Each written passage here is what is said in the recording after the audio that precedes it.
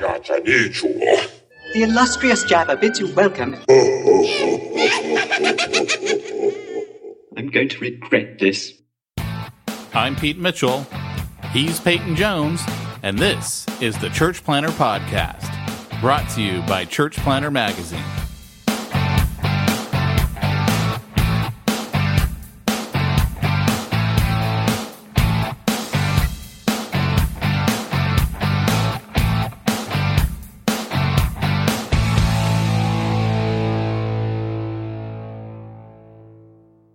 Hey, Church Planter, this is Pete Mitchell. And this is Peyton Jones, renowned author of multiple books. And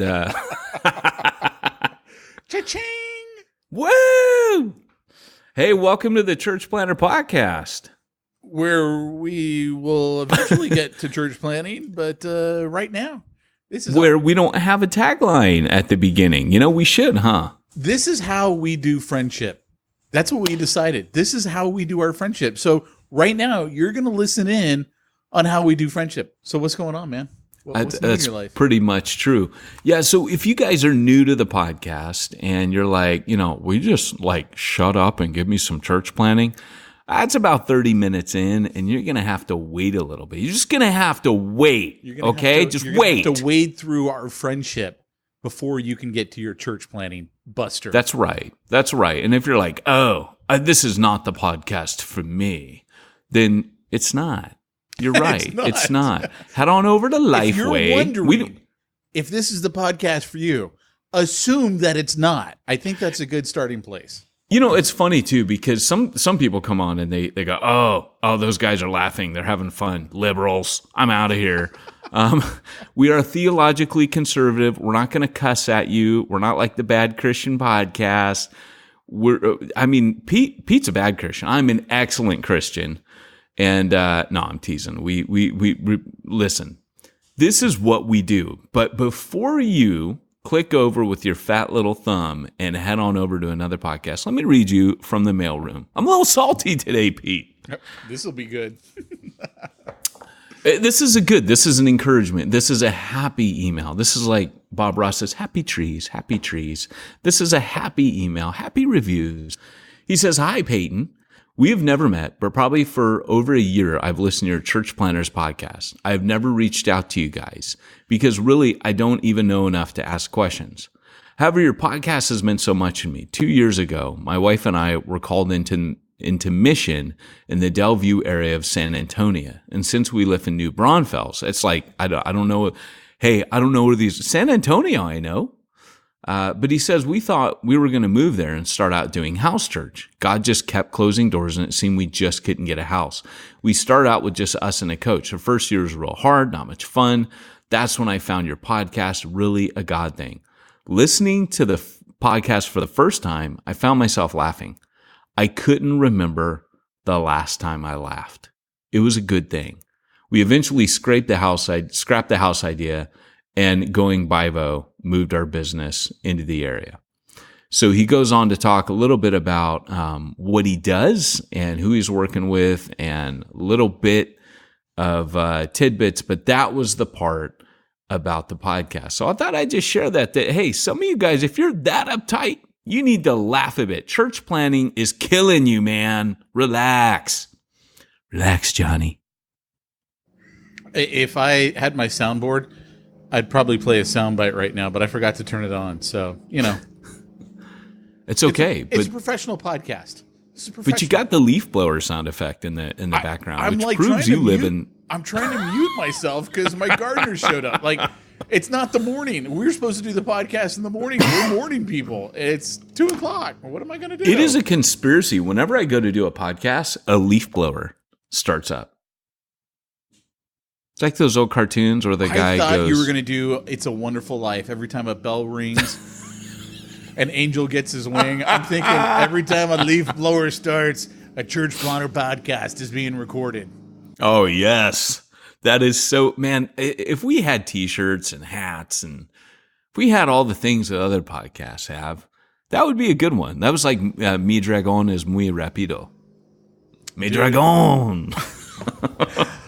There are times when we've done this podcast where I've said something and I can tell I'm getting the genuine laugh from you. Like, it was out of the... I live for those moments. Like, this is kind of like what husbands do for their wives, and I'm not trying to say you're my wife here, but I will admit that I live for those moments when I somehow just squeeze something in there that all of a sudden you're like, where did this come from? And you're laughing, and I go for those. And that was one of those What was times. that one a couple weeks ago? I mean, that one was funny. I think I laughed harder at that moment than I've laughed in a long time. Where you were like, I wanted to say something more, but I had to leave the podcast or something like that. I don't remember what it was now. It's rad. Well, so for Chuck, the guy who wrote in, we just want to say, Chuck, it's not just therapy for you, man. It's therapy for us too. Hey, so I got some news to share. Okay, please do. It's so funny because I hear you muting. What am I gonna do, man? The dude's right outside my window. Oh, is he? It'll add a little bit. That time I unmuted so I could cough on the mic. You and me both, because we got this new program we're using. I don't know where the mute button is. Sometimes coughing just happens before I can get to it. But anyways, what'd I do? Are you there? Yeah, I'm here. Oh, yeah, I can hear the leaf blower. I know you're still there. Okay. Oh. I created a new tab on accident. This is such a professional podcast. Hey, welcome to Church Planter Podcast. Hey, you can trust our advice. Obviously, we are professionals. We know what we're doing. You're in good hands here, Meanwhile, folks. I'm trying to start a podcasting network, and this is my resume. This is our flagship. This is our flagship. So if you guys want to do a podcast, it's funny, man. I do have another podcast. That wasn't the announcement. You guys know Ministry Ninja's there. My new website's up, ministryninja.com. I make some really dopey faces on that, and that was totally clickbait. But if you go on there, what happens next? Nobody expected. That makes me laugh. You tell the story. Tell them what you told me. Tyrone sends me this image, and he goes, "This needs to be the name of your next podcast." And as soon as I saw it, I was like, he's right. And I went and I bought the domain names. What happens next will shock you.com. And I'm like, that's my new podcast. What happens next will shock you. I think it's a magazine. So good. I think it's a podcast. I think it's a TV show. It's perfect. I look forward to the day when I can go through my local supermarket and right next to Bat Boy and News of the World is what happens next. No one expected or you won't believe.com. Right next to it. Yeah, that's the guy who's trying to knock me off. What happens next? No one would believe.com. I'll be like, you suckers, you stole my podcast. Yeah. And then the other guy comes on. What happened next was unbelievable.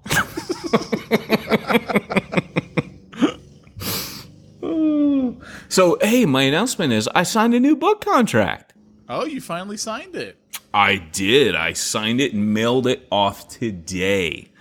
So I don't even know. There's a protocol. When I signed my first book contract, actually, I didn't sign it. I got the deal, and they said, hey, we'll send you the contract. Well, of course, I went all over social media with Church Zero. Woohoo! Check it out, everybody! And my agent called me up and said, you're not supposed to do that until you sign, and it's been signed by both parties. So I can't tell you what it is yet, but it's a big book. It's going to have 1,000 pages. Have they signed it, or are you still waiting for it to be all signed? No, I signed it. They sent it to me, so my signature's there. There's no guarantee of their signature. So I've signed it. How long does it take for you to get a check? Pretty quick, man. Is it? So I get my first check as soon as I, which is a lot of faith. I get my first check as soon as his leaf blower, it broke. What happened to his leaf blower? I muted it. I heard it break down. I was a little worried. And I was like, dude, you okay? He's you never going hear great. Okay, quit bringing him up. I gotta mute it when he's literally right outside my window. How come you never ever hear of accidents where some dude spontaneously combusts wearing those, or it catches fire or it blows up or, those are always like, I'm a little like if a dude was wearing a jetpack, like occasionally do like in the cartoons where it like spiral up in the air and he'd be like, doing loop-de-loops. You never hear of like a guy with like a leaf blowing accident. You're still muted. Of course okay, I'm folks. still muted. He's right outside. Like he's got that thing pointed at the window and he's watching the glass vibrate, not realizing Pete's on the other side. He's checking his teeth. He's grinning at himself. He's pointing. You really don't want to get to your actual story that you were starting to go down before you. No, it was just I signed this contract, and anyways. But what happens next will shock you.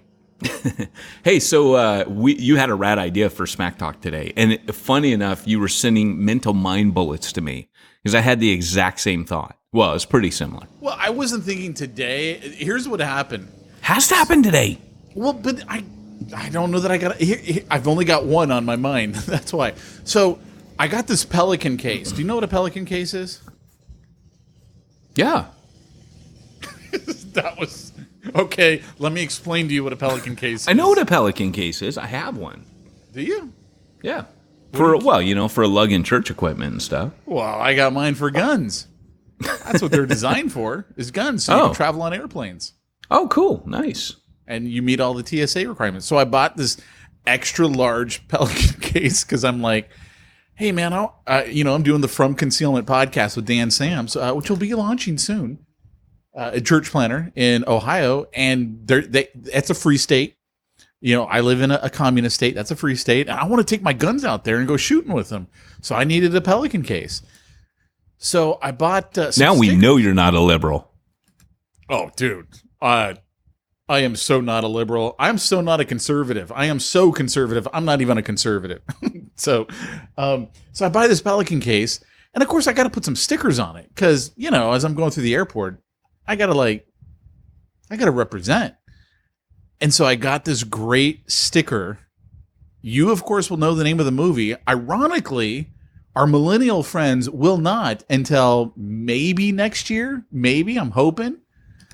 But it's a beautiful sticker. It's got a picture of an F-14 Tomcat upside down, and it says, "Because I was inverted."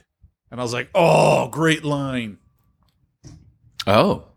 You don't even know, do you? I don't. What's that from? F-14 Tomcat, "Because I was inverted."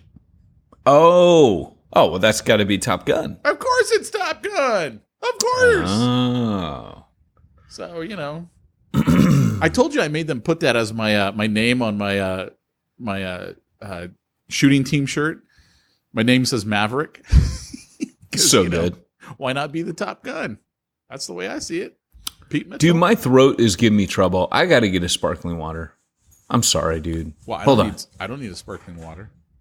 I don't know what's going on, All right, so, normally I have 5 shots of whiskey before a podcast, and today I just didn't.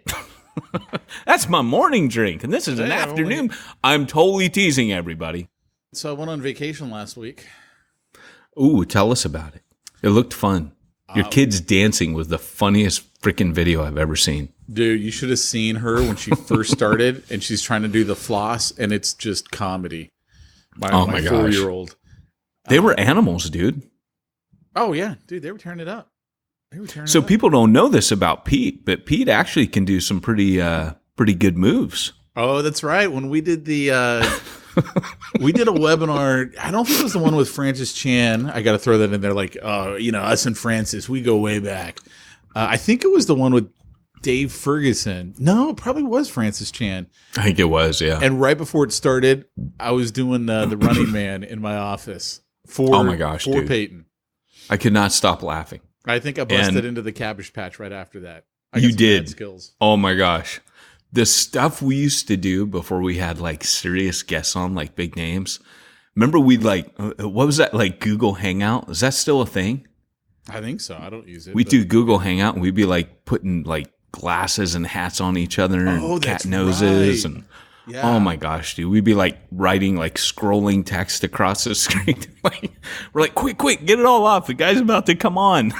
I don't know how. Some of us just like to walk right up to the line and look over the edge. That's us. I'll probably always mention it until my podcasting death, just because it's still so funny to me to hop into the Philip Yancey call going, woo! Like, Buckaroo Banzai, like we're parajumping to me, into. The funniest part of that will always be you going, Phil, and him going, Philip. He kept correcting you. So, Phil, tell me about Philip. My friends call me Philip. That was right. Or no, or did he say my friends call me Phil? Only my friends call me Phil. No, I don't remember that, but I just remember him continually correcting you, and you almost like you didn't even care. I was like, yeah, sure thing, Phil. Yeah. Ignored. Yeah, but we're tight, Phil. So it's okay. Yeah. He was the first guest who said to his agent, "I'd never book me on that podcast again." He was the first one. Yeah. Oh yeah, for sure. Definitely not the last. But he was not the last. Oh. Yeah, so went to Lake Las Vegas last week. It's about 25, 30 minutes from the Strip. Absolutely gorgeous because there's no one there, which, of course, a hermit like me, that's what I live for. We rented a condo. And nice. Yeah, it's great because the condo buildings that we stay at, the people who own them, it's usually a second house for them. So most of them are empty. And if someone does actually live there, they go to work. So almost every day, we were like the only ones in the pool. It was wonderful. I mean, it was great. Once my kids are a little bit older and better swimmers, I mean, there's all the lake activities, which is like no one's there. Like it's a ghost town. Dude, we should go with you sometime. Oh, you really should. It'd be great. They just opened up this little water park, which is like they, basically roped off part of the lake and have all those floating bouncers, like all of them that you can imagine. Oh, really? And so it looks like fun, but my kids don't swim yet. So that pool was insane, dude. That thing was awesome. Oh, yeah. It was great. It was wonderful. And you guys got to watch a movie out there, right? Yeah. Well, one of the local malls, every Thursday in the summer, they show a kid's movie. And so we knew that from last year. So we scouted it out, knew they had Lego 2 when we were going to be there. So we just made sure Thursday, it was one of the 2 times we went into the Strip. And we just went to the mall and watched the movie there. And then another time we went to, they got a dolphin and white tiger encounter at the Mirage. We went there, and then Rainforest Cafe. Those are the only times we went in. Oh, yeah, the Mirage. Isn't that where the one guy, Siegfried and Roy? Didn't Roy get... One of them was got at the Mirage, mauled. wasn't it? Yeah. One of them got mauled by the tiger. And that ended their show. Which was sad, dude, because I remember those dudes. I saw those dudes when I was a kid, man, like at a circus. And it was actually a great marketing example. This one guy, Dean Jackson, a famous marketer, he wrote an article called How to Tiger Proof Your Business. Because when the tiger took out, whichever one he took out, that whole business collapsed. Wow. And he compared that to the Blue Man Group, where it's not built on an individual person or group of people because they're all painted blue. And they've got like 68 groups of Blue Man groups that are now like all over the country. And it never has to be the same guy. They can always have like other people fill in. And he goes, that's like ninjas, dude. That's why ninjas endure forever. Dude, you and the ninjas, man. What up? 80s. Can't help it. But you know what we did do? We stopped off at Peggy Sue's Diner in Yermo. Wait, what? Have you ever done that drive? You have to have. Yeah, because everyone passes by there. I don't know that I 15, have. It says it's in Yermo, a huge town of 1,750 people in Yermo, California, right like by Barstow, I think, or right outside Barstow. Oh, well, that's the problem. Barstow is like where I always go.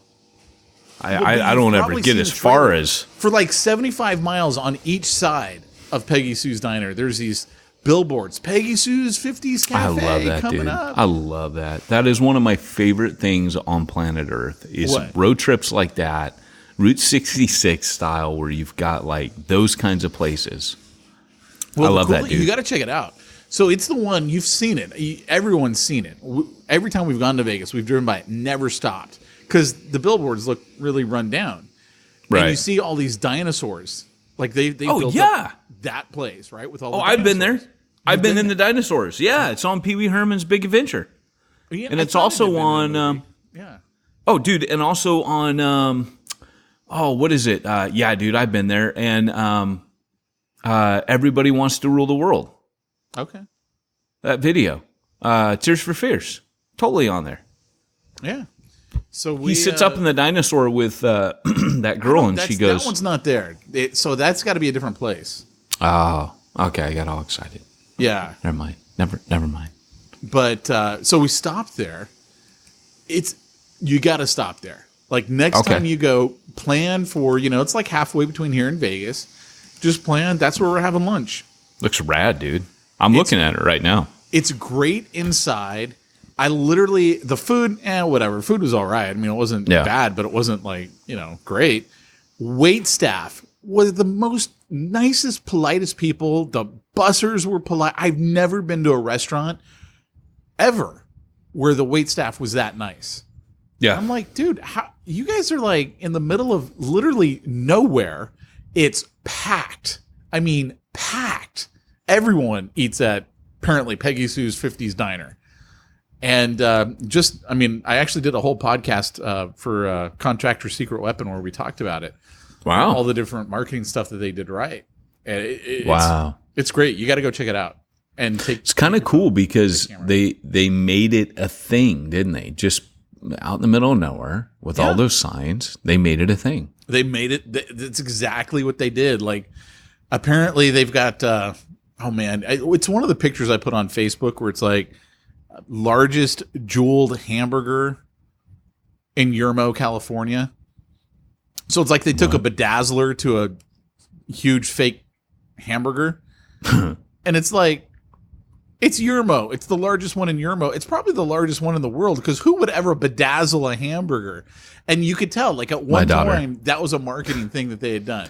Those are like two of my daughter's favorite things. If I tell her this, she'll be like, Saturday, Dad? Saturday? Let's go to, it's just, a bedazzled cheeseburger, my two favorite things. Give you a road trip, give you something to do with the kids.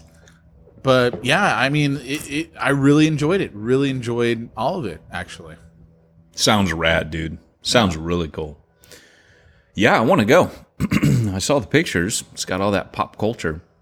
So yesterday, dude, this guy at my church, he works at the company called USAopoly that makes all the board games you've ever seen that are like based around some other license, like, other than like a few of them, like they did the Simpsons Monopoly. If you have that, you have a USAopoly game. Things like Rick and Morty, like Clue or whatever. They take these licenses. They've got all these Game of Thrones things. They've got Back to the Future. Picked up a couple Golden Girl things for my brother. It's kind of like a running joke with us. So I picked up the Golden Girls card game and like a big giant 200-piece puzzle or something with them, which will get mailed to him. But man, it was amazing going into this place. All the nerds that make cool things and design cool things like work there. Places like Comic-Con exploded all over it in this giant warehouse. Everybody's desks. There's like this giant statue of Darth Vader on this like ledge. He's like holding his hand out to electrocute everybody. And it was just, I walked out of there with some game. I didn't even know what it was called. Never heard of it. It was called Talisman. And it was the Batman Talisman. And then he gave my kids a Super Mario Kart chess set. It's like really nice. They make that stuff. So I was like, wow, dude, this was cool. So I got to go there yesterday. Did you tell him, and now you shall be rewarded in heaven? No, he has good theology. He goes to church with me. He knows better. Well, that's good. Yeah, kind of. I could have really milked that if he had bad theology. Sorry, man. This gardener, man, he comes right over to my door, like right when I. You need to call this one the one about discipleship and Pete's gardener. how about your discipleship garden? Oh man, I'm telling you, blowing the cobwebs off your discipleship practices. Okay, we should get down into the nitty gritty, huh? Okay, so I got a line for you. It's really easy, but we will have dueling 80s and 90s film quotes. We can keep them in different different decades. Oh, 2 dude. weeks. Yeah. Arnold Schwarzenegger, Mars. Why is it? Shoot. The name. I know it. I'm blanking. Arnold Schwarzenegger going to Mars. The lady's head explodes. You can't recall it. You can't recall. Oh, Total Recall. How about this one? Why didn't you just put the bunny back? Well, I can tell you're trying to sound like Nicolas Cage. I have no idea what movie it is. Really? You can tell that?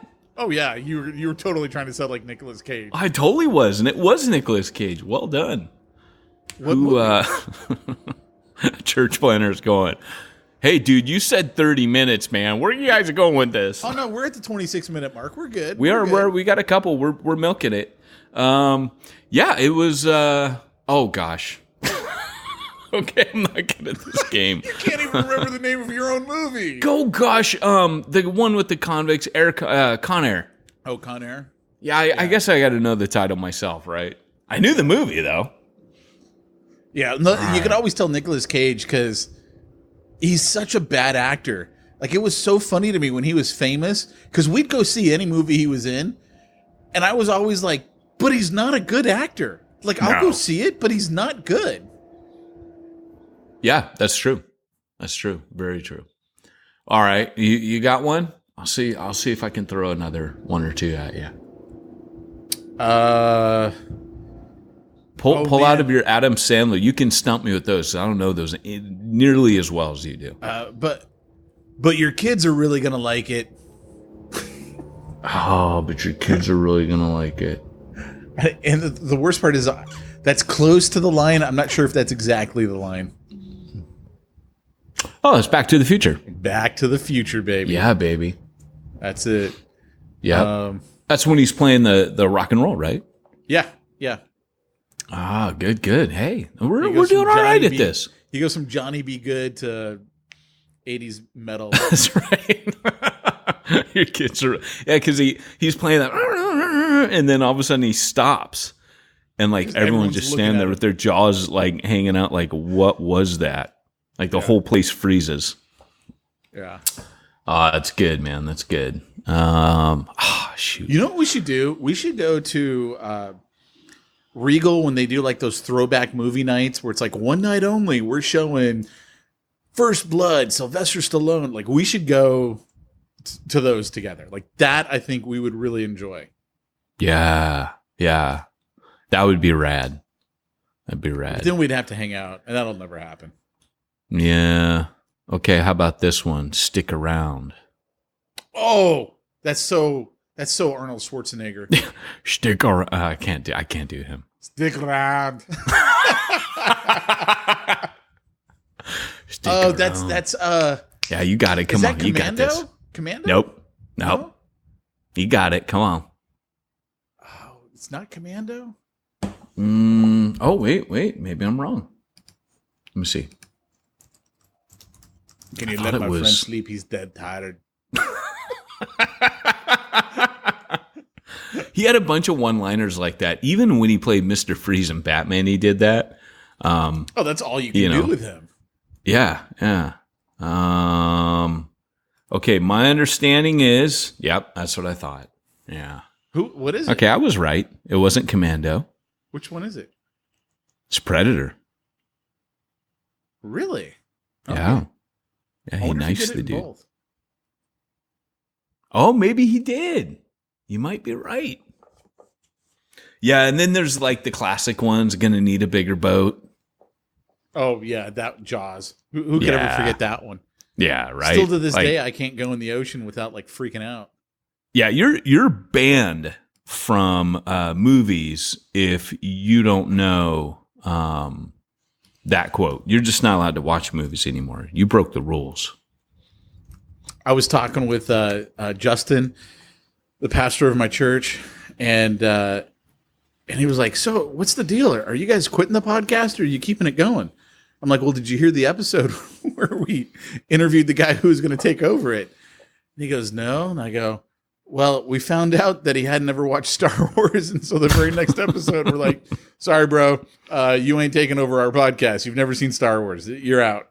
And he just died laughing. That's rad.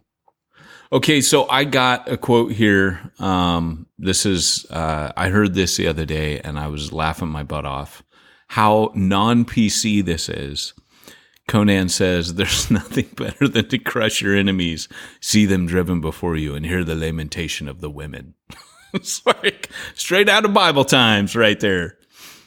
Yeah, I watched Conan the Barbarian, but I was never a big Conan person. I loved that movie as a kid, but there were some really racy, seedy bits in that again, are very... the Me Too movement, luckily we've moved on from those times in the 80s where that was acceptable, because you gotta understand, I won't watch it now. The family that I grew up in, if it wasn't on TV, I was not allowed to see it. Like, I wasn't allowed to listen to the radio until I was in high school. Like, I grew up in this completely shut off, sheltered life. So that's the house my kids are growing up in. Not quite the same, but I mean, like, they would not be watching Conan. You don't even have a TV, so you're worse. No, I have a TV. Well, it doesn't play any TV. Well, I got Netflix, and Hey, did you watch Stranger Things season 3? No, I had to start back over at season 1. Watch season 1. I'm like 3 episodes into season 2, so I can't. Yeah, 2 is no good. 3 is funny. I got to say, you can't take 3 serious. It's just fun.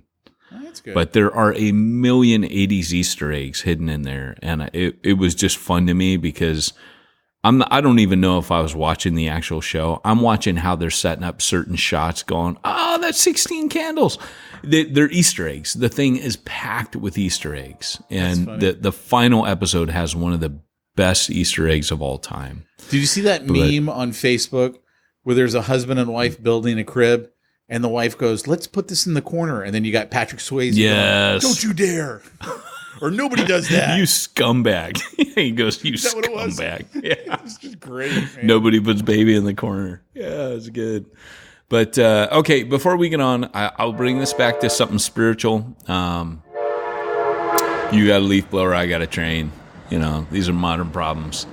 But Conan's prayer, I remember this as a kid, and I thought it was the funniest thing. He's praying before he goes into battle, and he goes, "Crumb."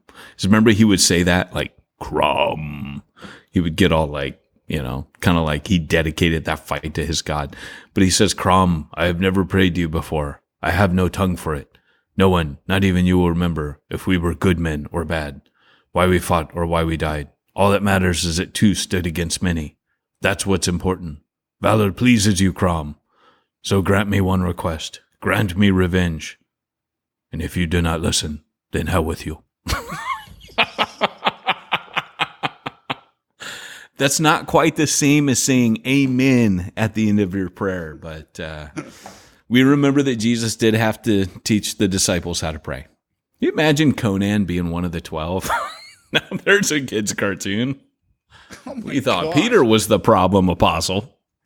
How did we get to Conan was one of the 12? You let me on a podcast. I think he was. His name was Judas.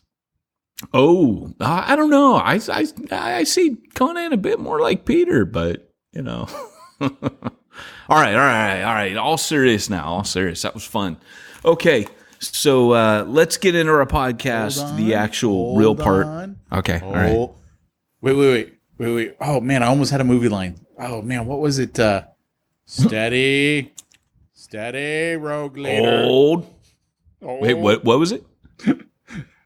It's Star Wars. Anyway. Oh, yeah, gold leader. Scott, yeah. It's time for this week's topic. Let's get down to the nitty-gritty. Alrighty. It came in from behind. Porkins. Yeah, that's great. All I right. don't know Okay. that one. So, okay, guys, today's topic is discipleship. A little something I like to call discipleship, which, by the way, is much talked about and rarely done. So it's a trend. I would say in one sense, it's a 2,000-year-old trend. I mean, Jesus talked about it and he commanded us to do it. And it's kind of like a pedigree, like you throw it down and minister it. I'm not really into evangelism. I'm into discipleship. Or, we're not really into doing church. That was the trend a few years ago. Remember, we were doing church. We're being doing the life. church. We're doing life. Doing church, being the church, all these trends that people are so trendy about. I always want to just smack people. I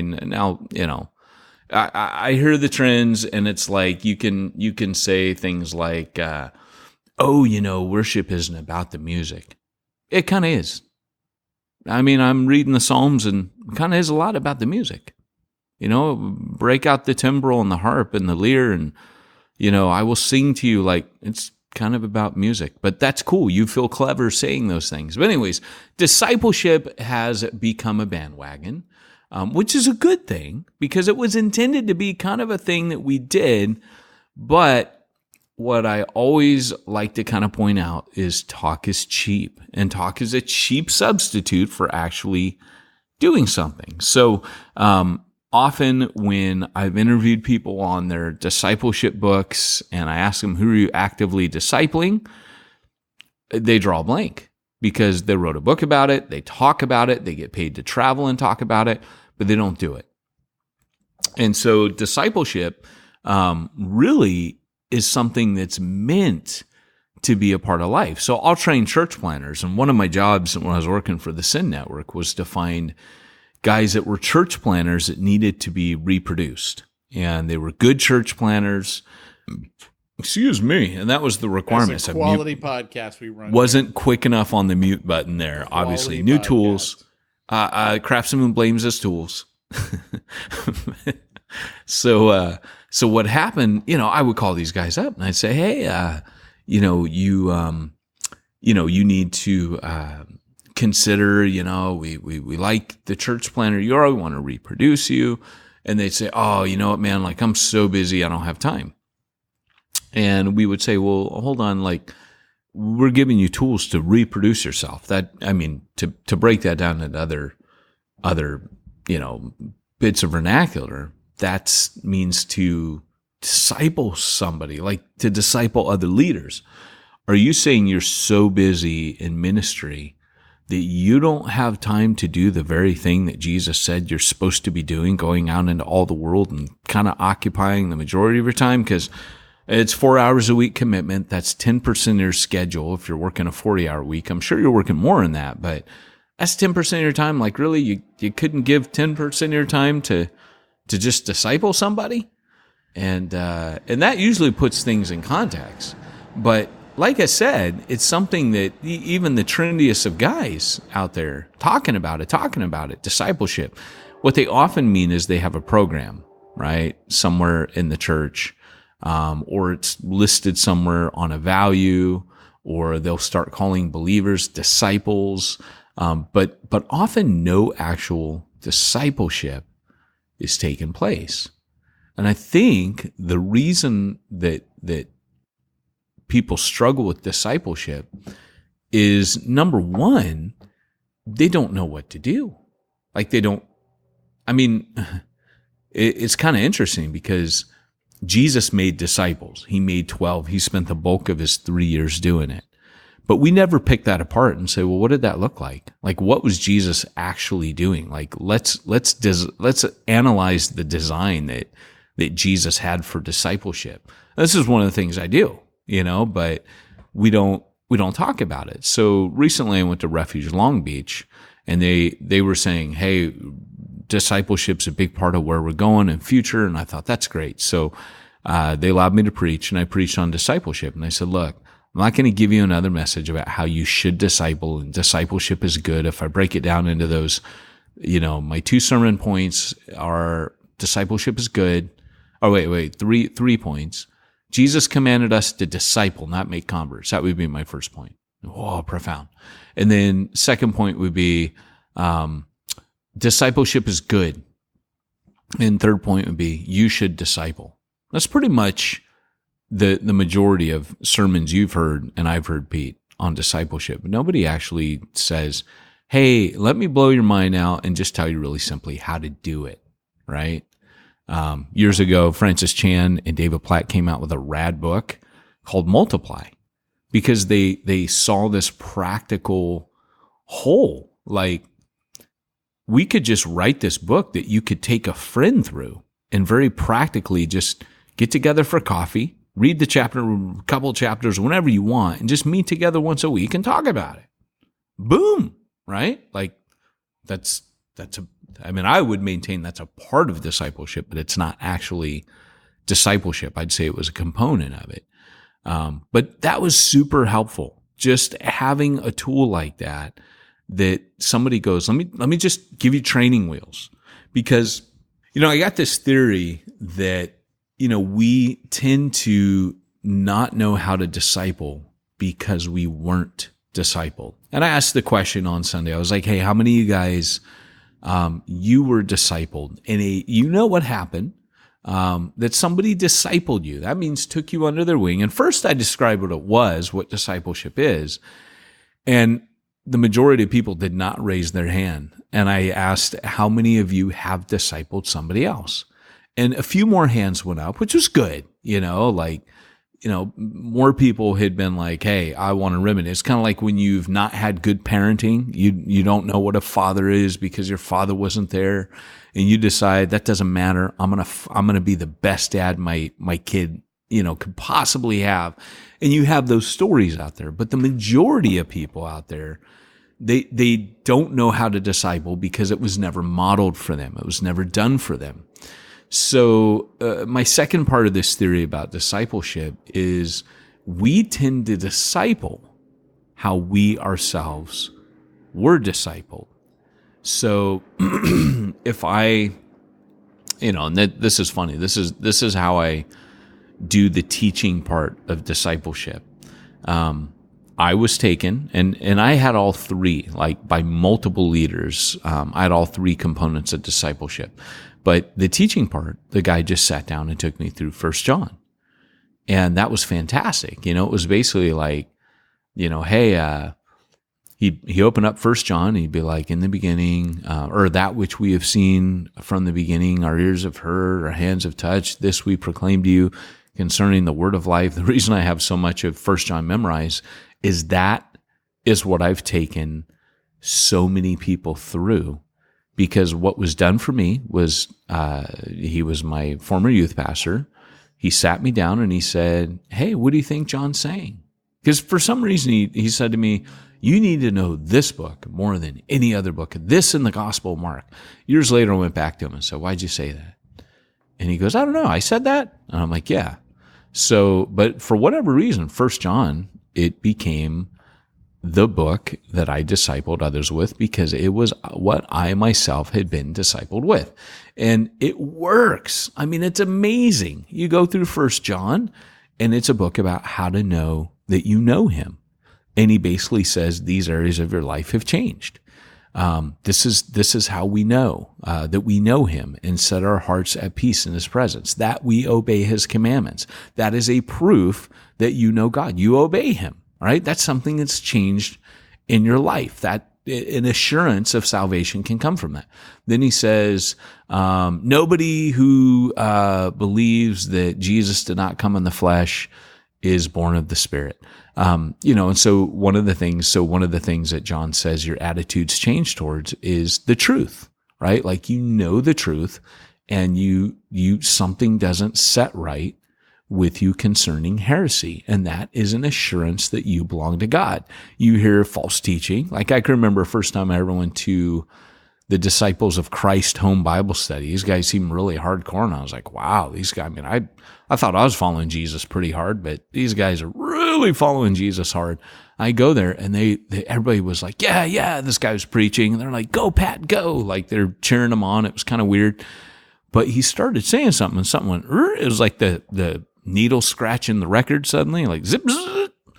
And I remember just something in my spirit was telling me, like, this isn't me. This isn't, and I don't mean me was telling me, I mean like God was saying, this isn't my word, and this isn't me. You need to get out of here. And I was a youngish believer. It wasn't too young in my faith, but I was a couple years old. And I just said, hey, I got a question. And I asked, and they started teaching baptismal regeneration, some other things that were really legalistic. And I just said, oh, no way, guys. Like, I totally believe the gospel. I think you guys are where the Galatians are at. And I just stood up to all of them. There's a room full of people, and they all started dogpiling on me theologically. And I just said, you know what, guys, I'm going to go, but I thought you guys were pretty cool, but now I can, like, it's pretty bold. I was like, hey, I can see you guys are you're a cult, man. I don't know who you are or what you are. I'd never heard of you before, but, J-Dubs and Mormons got nothing on you guys. Ricky. Sorry. And Ricky. Hold on. Okay, Ricky, stay inside. I think my gardener left the door open, and I'm like, great, I'm going to have to go chase the dog down the street. I was trying to think of the movie quote. I was like, Ricky, okay, wait. That sounds familiar. It's the story of my life. That's all. Oh, Ricky, you're so fine, you blow my mind. Hey, Ricky. Now Ricky's totally coming up like, what? So, so going back to that, so 1 John just it was just a great tool, and I led people to Jesus. I led so many people. By the way, that's a key to discipleship. I always like to point out, at what point did the disciples become saved? That's a question I've never been able to answer. I know at one stage Jesus says, did my words not make you clean? And yet one of you is a devil. So like at a certain point, they got saved. But I don't know that they were saved. Like they didn't even believe he was the Messiah. They definitely didn't believe he was God until they got in the boat with him.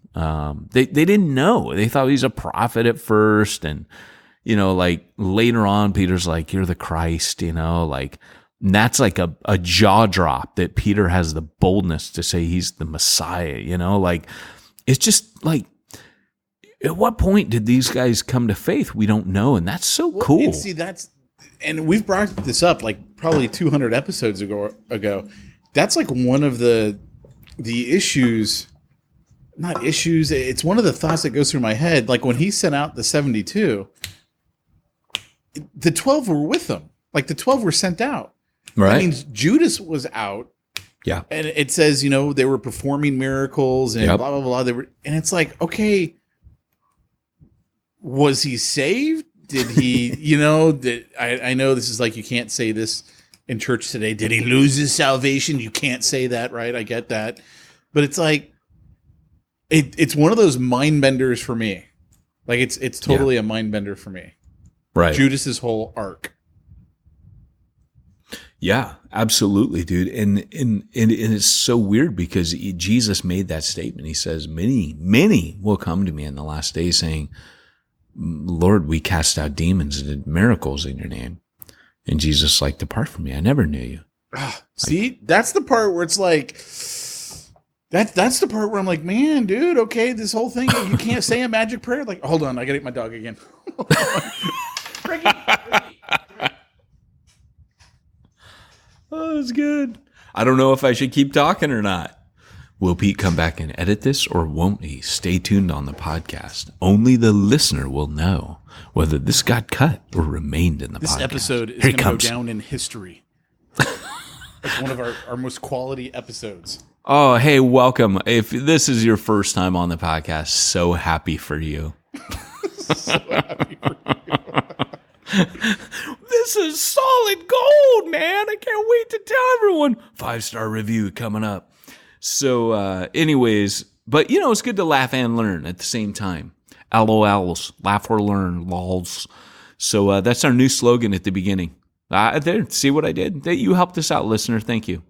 We just came up with the worst tagline ever for the beginning of a podcast. Thanks to you. So what was I babbling on about, Pete? Well, we were talking about, I hijacked it to talk about Judas and his whole storyline.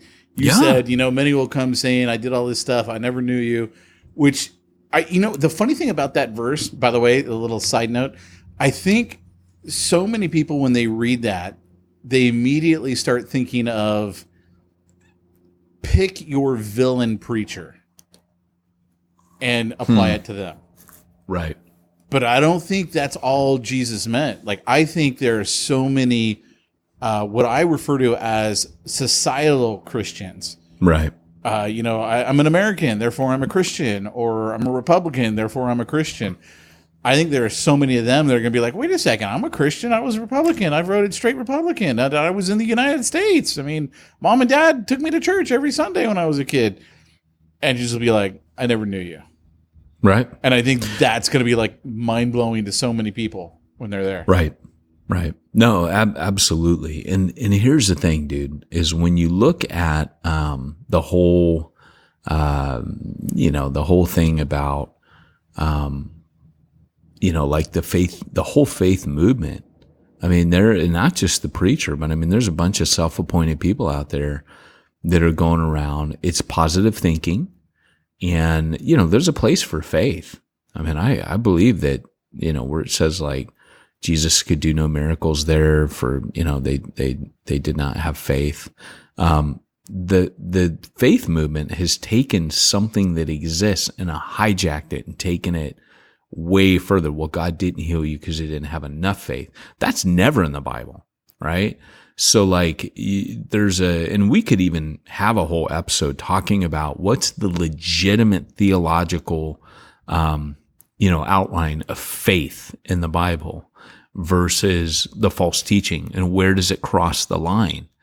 And so where it crosses the line, and I'll just throw this out real quick, because I can't just say that and not say something, but real quick, is the faith movement goes beyond the point at which you're trusting Christ, and it's then you are trusting yourself in your own faith. And that's why the reformers, even with salvation, used to say, you need to be careful because we're saved by grace through faith. Faith is a vehicle. It's not the faith that's saving you. So when we say saved by faith, the more theologically accurate way to say it is we're saved by grace through faith. Faith becomes a vehicle that God uses to save you, but your faith is in Christ saving you.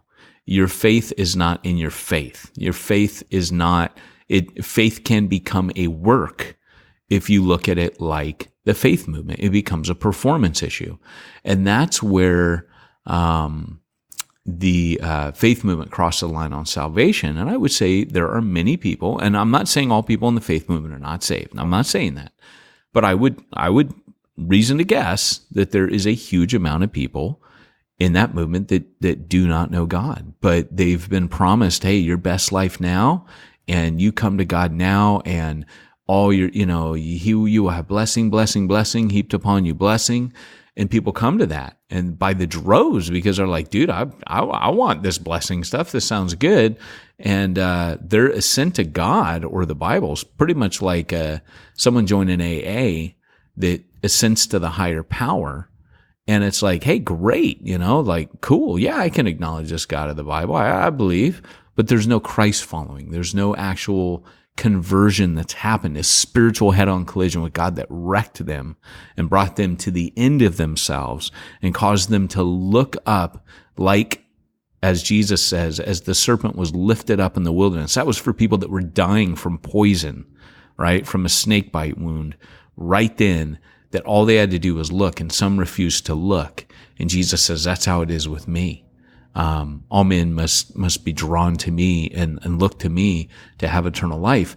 And some will still refuse to look. They'll look at everything around him, but they won't look at him and trust him and come to faith and be saved. And that's where, it crosses the line. And that's where Judas was. He was very familiar with the things of God, just not God, and that's where Hebrews, it was particularly dangerous for the Hebrews because they had come from a very religious background. That's where the writer of Hebrews says, make your calling and election sure. And we don't like to talk about that because we like it. Oh, no, you're fine. But he was like saying, hey, just in First John is that book that comes back into it and says, well, have you noticed this? A couple things he lays out, how to know you know him, because God doesn't want you wandering around going, I don't know if I know him, man. I'm scared, because that's not going to be good for you. That's not going to be good for your walk. That's not going to be good for the witness of the world. God wants you to have confidence. And he says that, right? We have confidence, he says in 1 John chapter 3. And so he goes through almost like a field test with you, a litmus test. And he goes, okay, these couple things. What's your attitude towards his word? Do you submit to it? Do you respect it? Like, is it treasured to you? Unlike Luther, who before he was converted said, love God. Sometimes I hate him. It's like, and he was a monk, but he just was under legalism. And then after that, it's, what's your attitude towards, heresy? I know it's not there. I know it's not right. He says, what's your attitude towards the brothers, right? Your brothers and sisters. Do you love them, right? And then the fourth one is, and I'm not taking these in order. The fourth one, there's 4 in 1 John. Fourth one is, what's your attitude towards sin, right? Does it trouble you? Does it bother you? Not because it makes you feel guilty. And I don't like feeling guilty, but do you see sin the way it is? Do you want to honor God? Does it bother you that there's still sin in you? Because there is still sin. John says, hey, if you say you don't sin, you're lying there, right? Like the truth isn't in you. The first thing about a Christian, he knows I am a sinner, right? So first thing John says is if we say we have no sin, which the false teachers were trying to convince people, John goes, hey, one of the first things you know about yourself is, I'm a sinner, man. You kidding? I need the blood of Jesus. So, but my attitude towards sin is it also breaks me. And it troubles me and it bothers me. And when Jesus said, blessed are those who mourn, for they will be comforted. I mourn over my current state, but I know I'll be comforted one day by God. So, but, yeah, I'm still there. Okay. Yeah. So there. But I mean, that's Judas in a nutshell right there. And it's interesting because he was actively discipled by Jesus, and yet he fell short of the grace. And I love that term. He fell short of the grace of God. It was grace held out to him, but he fell short of it. He rejected it. Somewhere he rejected God's grace. And of course, when you sell Jesus for 30 pieces of silver, you're kind of rejecting him. So, but here's the thing, because we could talk about Judas all day.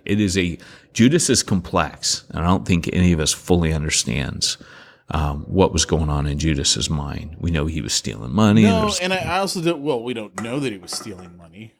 No, it says it. It says it in Luke. Where? It says that he was stealing out of the treasury. When he gets mad, when the lady, he says, "Oh, this could have supported us for a year, and or could have been used to feed the poor." Luke makes the statement. He said this because he kept the treasury and stole money from it. I don't think he said that and stole money from it. It does? I don't think it does. Did I make stuff up? Well, you could be inferring because I don't think it directly said it. Oh, interesting. Because, I mean, maybe it did. I got to go back and reread that because I don't think it directly says that. So what came up on the internet was the King James. This he said, not that he cared for the poor, but because he was a thief and had the bag and bare what was put therein. Okay, all right. Yeah. So yeah. I didn't remember that. That's kind of eye-opening in and of itself. Yeah, John 12:6. Hence another reason I didn't want to be the treasurer. I hated that job. And I couldn't help stealing the money, dang it. Dude, I remember that one day I called you because I was freaked out because it was like $100 off between what we put on the slip and then I'm like depositing it at the bank. I'm like, dude, I didn't deposit it because I'm like freaked out. It's different. I didn't take the $100. I didn't take the $100. What was so funny is I laughed. I'm like, Pete, I'm pretty confident I know you didn't take $100 out of the. You're like the richest person in the church, dude. We're good, Well, how do you think I got so rich? I'm the treasurer. This wasn't my first treasury gig. So going back to discipleship, here's one thing I want to say. And since Pete loves part 1s and 2s, maybe we do a part 2. But really, discipleship. part 3. We could break it into 3. one's This could more be the about introduction. money. Then we could have 4. It's more about But, money. This one was more about money again. So we could do Was it? discipleship and money and the gardener. It was more about the leaf blower than anything. Let's be real. But, discipleship has 3 components. So I this will be kind of like my final point here. When Jesus discipled, he chiefly, if you analyze his design of discipleship, coming up in the new book, he chiefly does 3 things. And he does what I call time. He spends time with them day in, day out, 24/7. So he's spending time, just time, hanging, talking, life on life, all this stuff, the Trinity stuff you pastors like. But he spends time with them. The walks, the talks, all that. But then he teaches them. So there's time, there's teaching. And that's what the evangelical movement's been really good. The Bible churches, the Calvary chapels, the Southern Baptists. I'd say the missional movement kind of looked at that and said, that's not enough. We need more. And so then they added to it the life on life. But there's a third component, and this is where I'm often at, right? I'm often this is, if you've ever heard me say the missional movement isn't missional enough for me, often. I don't want to just hang out at your house and have a barbecue. I'm with Pete. I don't like people that much. So doing all these socially things with you while you're wearing your skinny jeans and listening to your stupid music, I don't want to hang out with you. So here's the thing, but I'll go on mission with you all day long. I want to be on mission. And I love how guys like Michael Frost and Alan Hirsch, they bring up this idea of communitas. That it's like that bond that platoon members, squad members get in the military when they're in battle together. There's this brotherhood and sisterhood that forms, and that's communitas. And it's deeper than community. It's a type of community only found on mission. And so for me, if you really want to go missional, let's go on mission. And that's the third circle. When these 3 overlap, you have how Jesus discipled the 12. He took them on mission constantly. He tried to get them to do things constantly. Lord, these people don't have something to eat. You give them something to eat. Oh, we only have this little bit of bread and fish. You do the miracle. Right? He has them pass it out, and the miracle happens in their hands. He tells them, greater things than I've done, you will do. He was constantly trying to get them to heal people, to cast out demons from people. He wanted them to start doing the work of the ministry. And because that's what you do. So right now, I've got an intern from Oxford, and I disciple him, and I do all 3 of those things. He goes on mission, not always with me because it's more with Long Beach, but I told him, I said, you're not to be anybody's pencil pusher when you get here. So everybody's going to want you to do admin because they're like, oh, Ben's here and he's got a bunch of free time. He doesn't have a job. He's here to serve the church or the ministry or whatever. And it's like, no, Ben, so Ben's out discipling. He evangelizes. He goes out evangelizing, I think, all day on Wednesday morning or Tuesday, I can't remember, Wednesday night. Then he goes to all the COGs. He disciples people. He disciples a lot of the people in the park. We had to tell him, hey, be careful. Some of those guys are going to hit on you. That happened. He got hit on when he's discipling. He's like, oh, okay. He learned the street smarts. That's why you go 2 by 2, brother. And, so he's in it. He's in the trench. But, it's time, teaching, and tactics. And if you're not taking people out, that was one of the first things that happened to me. I got saved one night. I think it was like a Thursday night, and Saturday, maybe it was a Friday. But anyways, the next day or 2, I was out on the beach sharing the gospel because a guy led me to Jesus was like, well, hey, now that I did that for you, you got to go do it for other people. And to be honest, I don't know that I would be the Christian or minister or planter or evangelist that I am. And I don't think I'm a good one of any of those things. But my point is, I do like to be on mission. If that guy hadn't done that, I don't know. If I hadn't been discipled like that, I may not disciple people that way. Because going back to that theory, when you were chasing Ricky, we tend to disciple the way that we ourselves were discipled. So when planners would come to me and they'd be like, hey, can you teach me? I'd be like, yeah, come with me. That's how I do it. And so like right now, Ben will come up on certain days and he'll just shadow me. And we talked about that. We talked about what to do with an intern maybe about a month ago. And we agreed we need to get Ben on here one day and have him show up to a podcast and just chat with us and say what his experience has been and what because I want him to be honest. I want him to say what's going really well and what's not going well. Because that's what I ask him every week. What's going well? What could go better? And what do you think God's telling you to do about that? And those are kind of my 3 questions for him every week. And, but yeah. So that's discipleship. So when you're asking them all those questions, I need someone to help out with payroll, keeping track of all the tithing, doing the website. Who do you turn to in a moment? Well, it's funny you ask that, Pete, because asking a question is not enough. I must ask good follow-up questions to actually be a good questioner. So after all these countless follow-up questions that I must ask, I often don't have time, Pete, to be doing the bookkeeping and the IRS compliance. So I just make Ben do it. Nice. Oh, no. I mean, Simplify Church. SimplifyBen.com. Yeah, SimplifyBen.com. He'll simplify your Ben. If you have a Ben and you need him simplified, SimplifyBen.com. I like it. SimplifyChurch.com. They will handle it all for you. And please don't tell them what we said about Ben, but go on over there and tell them Peyton and Pete sent you. Cool. Well, guys, this has been our podcast. It's not the best podcast. It's not the only podcast, but it's mine. It's my podcast. Wait. What's that line from Billy Madison? I know what you're thinking. Anybody could do it. Well, it was tough for me, so back off! That's so good. Oh, it's good. That should be our tagline. It was tough. Please find that sound clip. And that's where we're going to leave it today. You don't get our normal tagline. You get that one. It was tough for us, so back off, man. All right. Thanks, everybody. Talk to you soon. Bye.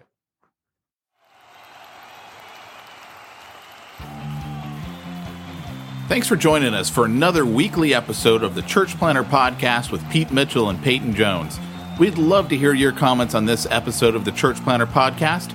Visit us online and let us know what you thought at churchplanterpodcast.com.